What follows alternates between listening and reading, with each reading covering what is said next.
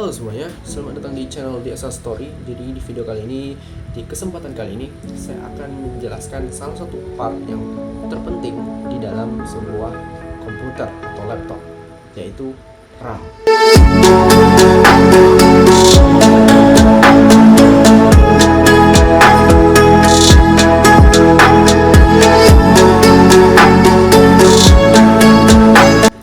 Oke, jadi RAM itu sendiri adalah, seperti kita tahu, RAM itu adalah Random Access Memory. Jadi ini merupakan sebuah perangkat keras atau juga disebut dengan hardware yang terdapat pada perangkat-perangkat elektronik seperti komputer, laptop, dan juga seperti ada pada smartphone yang kita punya, yang kita pakai setiap harinya.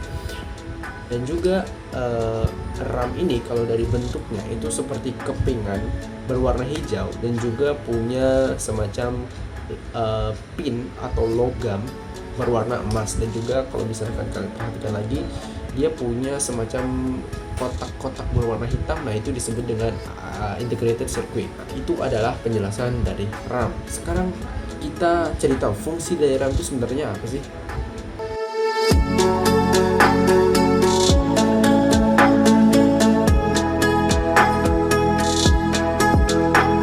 Oke, kalau berdasarkan fungsi, RAM itu sebenarnya fungsinya simple, yaitu menyimpan data secara sementara. Jadi ketika kita mengakses sebuah komputer atau menggunakan sebuah komputer dan laptop, maka data yang kita pakai ketika kita bermain, ketika kita menggunakan, itu akan tersimpan sementara di dalam RAM. Jadi fungsinya adalah menyimpan data sementara. Tak hanya itu, fungsi utama dari RAM itu adalah untuk mempercepat pemrosesan data. Jadi nggak heran kalau misalkan kita pengen perangkat kita itu cepat, maka kita butuh kapasitas RAM yang juga cukup besar. Jadi semakin besar RAM-nya, maka semakin cepat juga perangkat elektroniknya. Jadi itu adalah fungsi dari RAM. Dan karena fungsinya tadi, maka RAM ini ketika komputer kita dimatikan, maka seluruh data-data yang tersimpan pada RAM itu akan direset, dan ketika dihidupkan kembali, komputer kita akan mengambil data yang baru. Jadi datanya hanya bersifat sementara, berbeda dengan memori atau penyimpanan di komputer kita. Kalau memori itu sifatnya permanen, sifatnya tetap. Jadi ketika kita merestart perangkat laptop atau komputer kita, maka datanya akan tetap ada di sana selama memorinya masih bekerja dengan baik, masih berfungsi dengan normal. Oke, sekarang kita masuk ke sejarah RAM.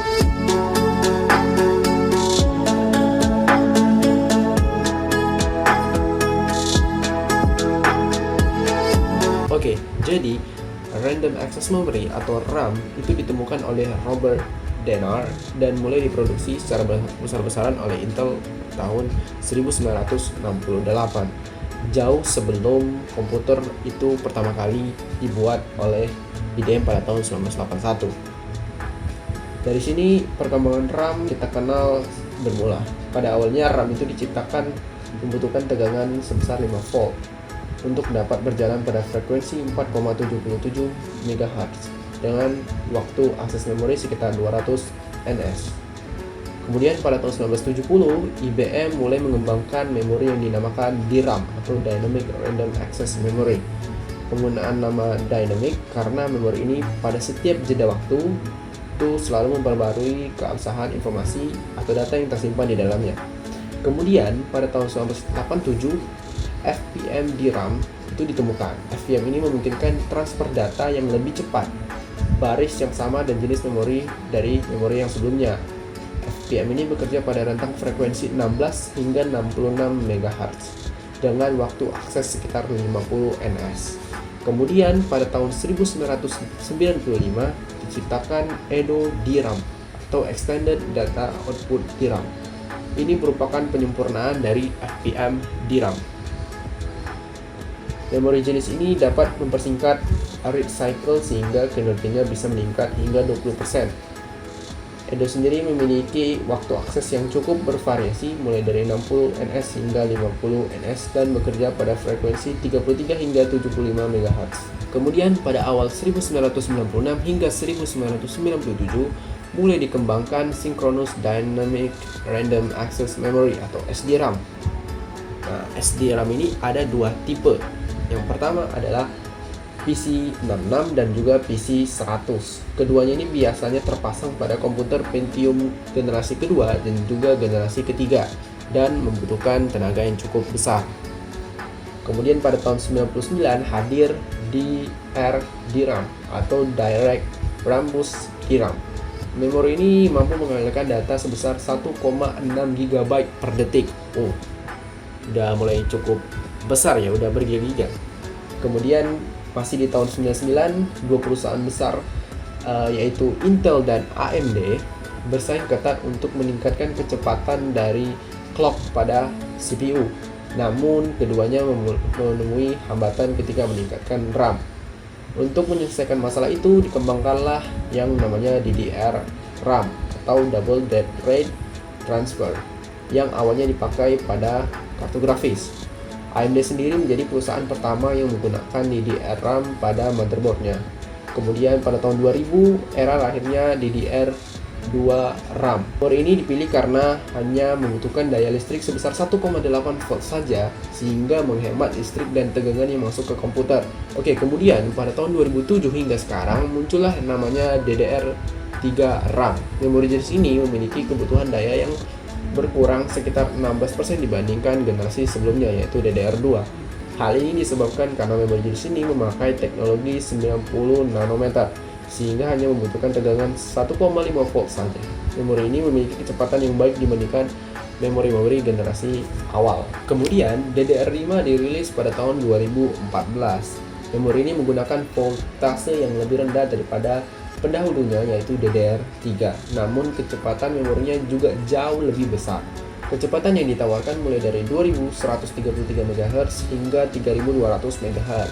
Chip DDR4 ini memiliki kerapatan yang lebih besar dan bisa mencapai 16 GB atau 2 GB per chip.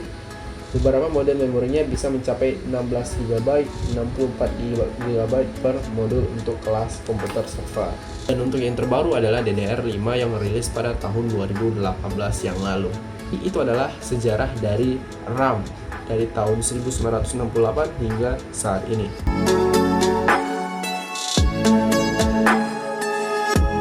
Oke, RAM itu punya beberapa bagian. Yang pertama adalah PCB.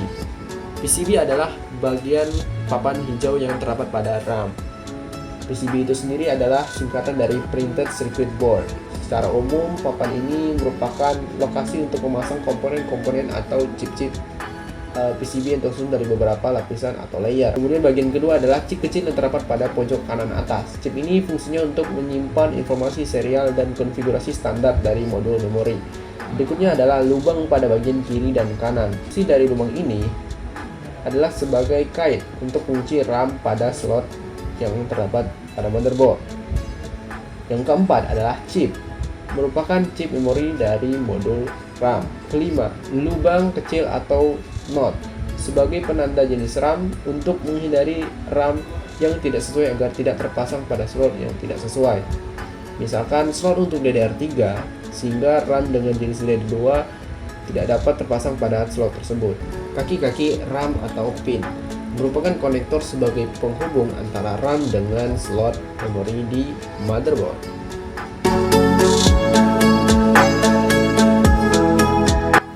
Oke, sekarang saya akan menjelaskan perbedaan dari RAM single channel dan juga RAM dual channel. Jadi, RAM single channel ini adalah mode di mana bandwidth-nya itu tunggal, hanya satu. Bisa terjadi karena RAM-nya itu hanya satu keping atau juga lebih dari satu keping cuman punya kecepatan yang tidak sama. Jadi ketika RAM-nya lebih dari satu keping dan kecepatannya tidak sama, maka dia akan berjalan single channel. Dan kekurangan dari single channel ini adalah ketika kita memasang RAM dengan kecepatan yang berbeda, maka kecepatannya akan mengikuti kecepatan terendah dari salah satu RAM itu. Jadi yang mana paling rendah, dia akan mengikuti kecepatan dari RAM tersebut. Dan juga dibandingkan dengan dual channel, tentu saja RAM single channel ini lebih lambat, lebih performanya tidak lebih baik daripada dual channel, sehingga disarankan banget untuk memakai RAM dual channel. Nah, untuk RAM dual channel sendiri, RAM ini adalah RAM di mana modenya itu adalah bandwidthnya itu tidak tunggal atau dual. RAM dual channel akan kita dapatkan ketika kita memasang RAM dengan kecepatan atau dengan kapasitas yang sama. Misalkan 1 GB dengan 1 GB, 2 GB dengan 2 GB, 4 GB dengan 4 GB, 8 GB dengan 8 GB, dan seterusnya. Dan untuk kecepatannya sendiri, RAM dual channel ini pastinya lebih cepat daripada RAM single channel, sehingga ketika kita memasang RAM di dalam komputer kita, sangat disarankan untuk memasang RAM kita ke mode dual channel. Jadi itu dia penjelasan saya mengenai apa itu RAM dan apa itu jenis-jenis RAM, gimana sejarahnya, terus bagian-bagiannya apa saja, terus perbedaan RAM jenis ini dengan yang lain, terus juga perbedaan RAM single channel dan dual channel. Dan itu dia. Terima kasih sudah menonton videonya dan sampai jumpa di video selanjutnya.